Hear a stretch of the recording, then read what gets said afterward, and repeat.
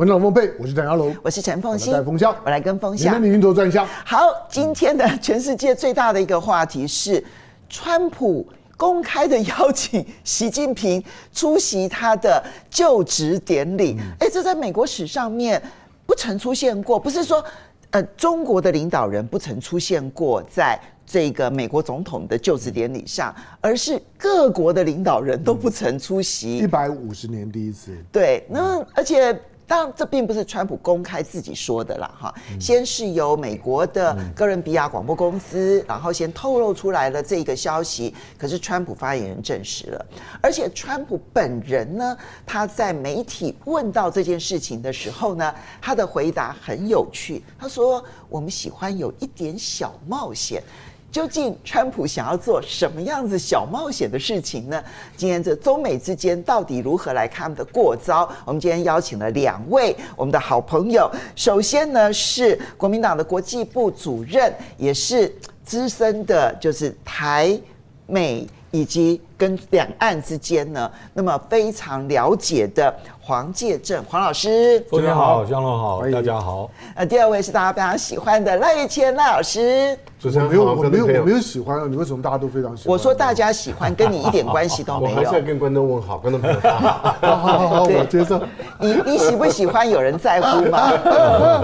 好来，我们先从这个就是川普邀请习近平出席就职典礼这件事情开始说起，因为川普先是在专访的时候呢，他透露说他跟习近平直接沟通了。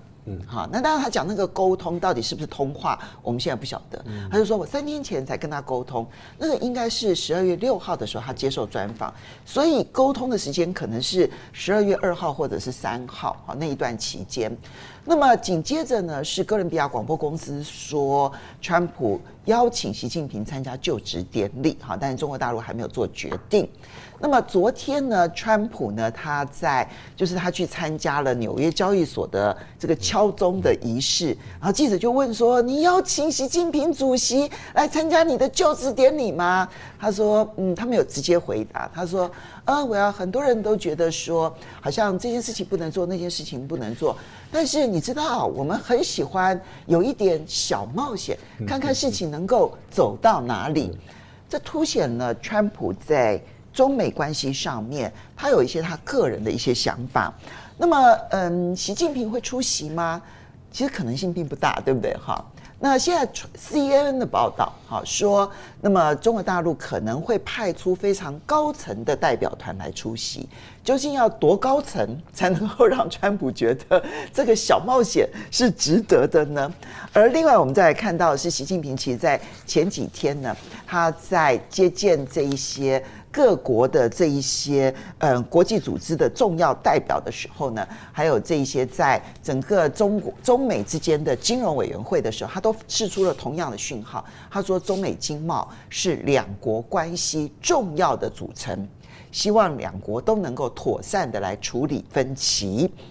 那现在呢，拜登即将卸任，他派了财政部的官员到中国大陆呢，去举行最后一次的这个金融工作汇报。当然成绩并没有很高了啊。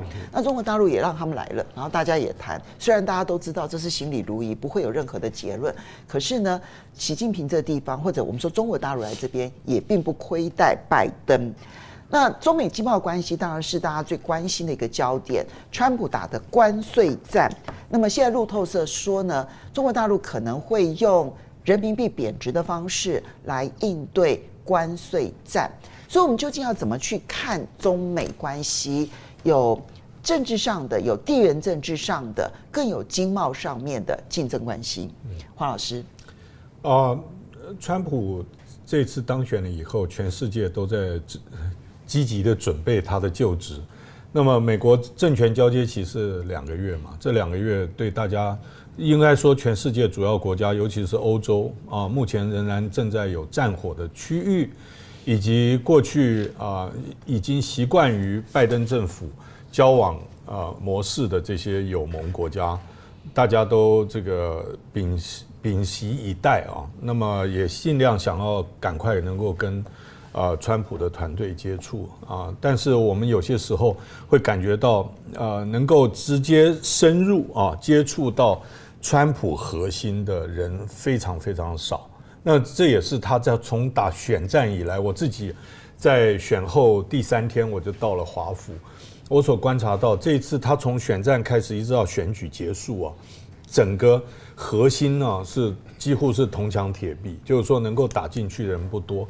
基本上这个有很多意见是副总统候选人跟他的儿子就是当 Junior 2个人占据了很大的这个谈话权、影响力。目前外面可以接触到的，可以去评估说川普可能上任以后要做哪些事情。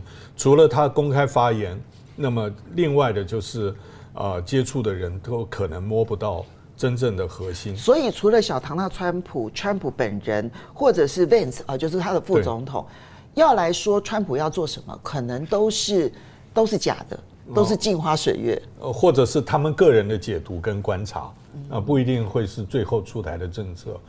比如说这个川普上任第1天要做什么，我在美国的智库就有听到不同的说法。有些人说，这个川普的交接团队已经替他准备了100多项的行政命令，让他第1天就手一直忙着去签，因为他要立即改变。他们所跟我传达讯息，就是说他强调的是效率，要快速。而且他这一次不会再拖时间，或者是让他自己任命的这些内阁的成员去阻碍他想要做的事情。那么换一句话说，川普自己下 KPI， 自己去评估他任命的人到底有没有达到他的理想。那么我觉得这些都是观察指标。那么但是我也被提醒就是川普他个人讲过的话，大家不要等闲视之，或者是认为他在画大饼，或者是故意夸张去形容一些事情。比如说贸易顺差太高，你不要以为很好解决。比如说要交保护费，你也不要以为他只是说说而已。你觉得他心里头想的是真的？我觉得他心里想是真的，他也没有要骗你，他就开大门走大路，我直接告诉你。只是说他有些时候讲的，就我们过去的常理来判断的话，是很难接受。比如说北约要付多少钱，南韩要付多少钱，以及我们要交多少保护费，那种有一点超过相关国家的可能最大能量。那但是他会不会推？我觉得这个风险蛮高的，所以绝对不能等闲视之。就是你刚刚提到说要接近川普的核心是这么的困难，所以等于是连续2天都有川普要直接跟习近平沟通的这样的讯息。不管说他说我3天前跟他直接沟通了我们说了什么，我们谈得很好这样子或是说呢传出来说他邀请习近平出席他的就职典礼，这反映了一个什么样子的心态？情绪，或者是反映出来他对于中美之间的关系他的想法是什么？我觉得川普看事情是一码归一码。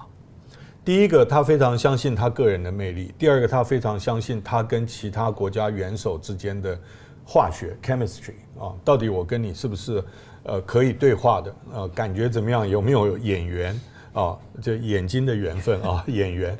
那么是不是可以有那种化学的这个连结？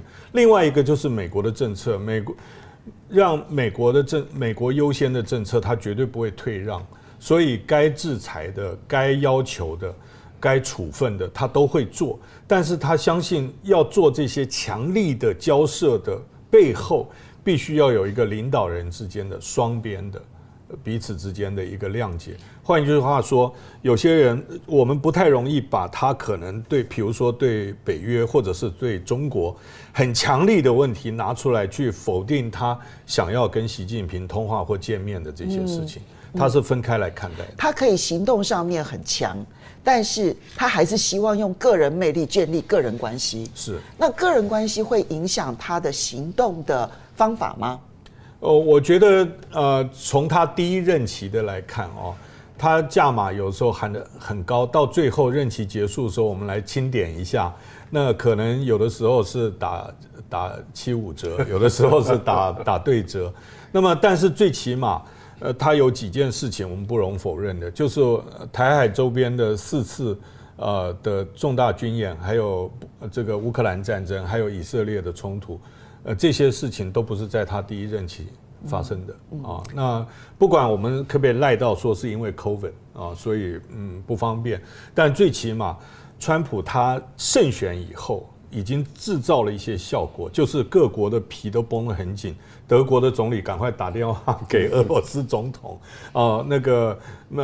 加拿大的总理赶快跑到海湖庄园去见他，这些都是他所谓的他的这种权威性人格所造成的外溢的外交效果。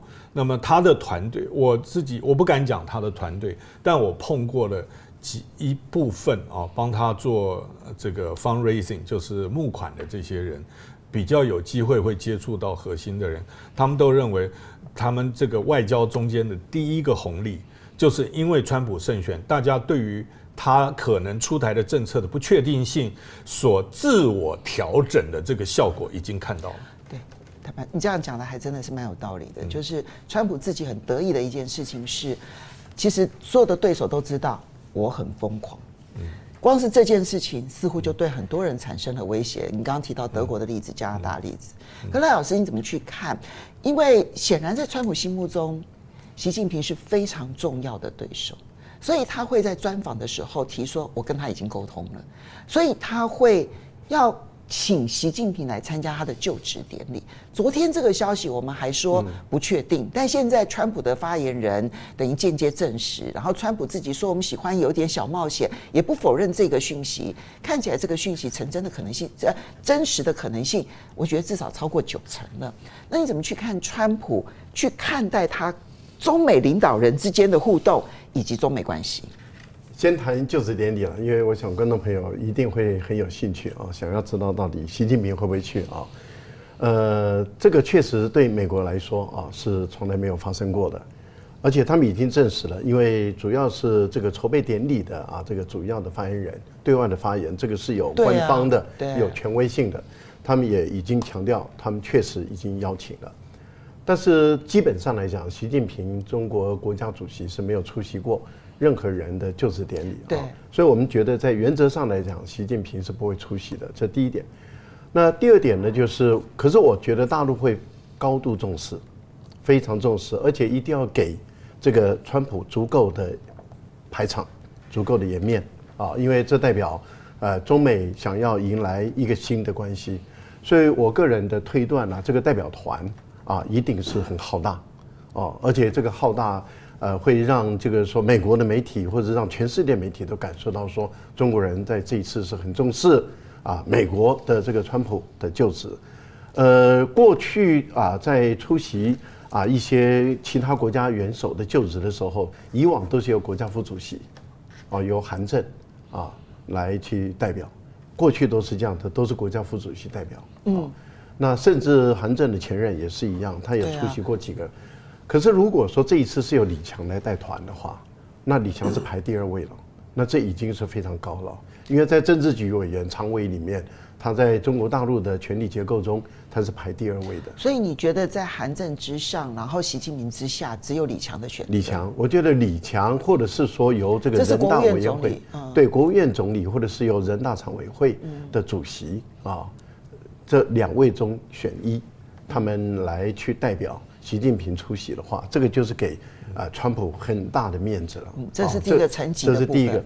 第二个，我延伸这个介正兄他所提到的川普已经很多次的一直在强调一件事情，就是说他很欣赏这个习近平的领导风格，很欣赏习近平领导风格的意思就是说元首引领一切。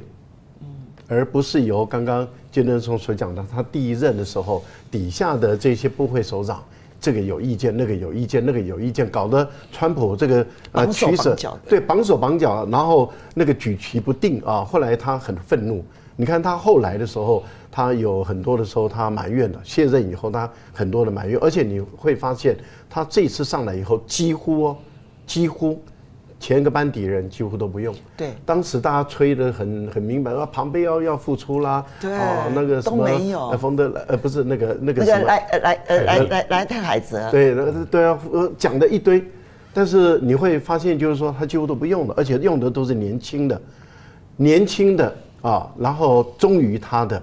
所以换言之，也就是说，这些人是能够执行他命令的。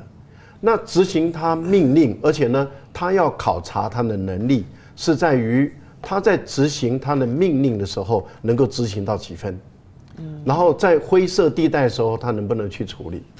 我知道我们一般来讲，在大的集团里面 ，CEO 他在用他各部门的经理，他基本上来讲也是在看他们本身能不能把我的意志贯彻。然后如果有碰到法律灰色地带，他有没有办法绕开，或是用有一些不太好用的手段，他能不能用，敢不敢用？但是就是把我的任务完成。我觉得我目前的观察大概是觉得，川普大概是朝这个方向走。那因此他一直在强调就是说他跟谁的哪一个领导人的关系，这个代表什么？你看，习近平在已经有相当长的一段时间，都会做一件事，就是元首引领。他跟普丁也说元首引领，他跟拜登也说元首引领。可是对拜登来讲的话，根本没用。对啊，因为说到做不到啊。对，那为什么会做不到？戴奇有意见，那就停了。对，那个雷蒙多有意见，又停了。布林肯有意见，又停了。那根本没用嘛。那元首引领等于是荒唐一个。所以拜登呈现出来的是一个无能的总统，跟你说话没用。但是我觉得川普的个性来说的话，他一定要告诉你，我说了就有用，我说了就算数。那在这个情形下，那你想想看，以他跟习近平两个人就谈好，或是他跟普丁就讲好，那一旦讲好了以后，底下人就执行。那这样的情况下，这个两个领导人怎么会不常常来往呢？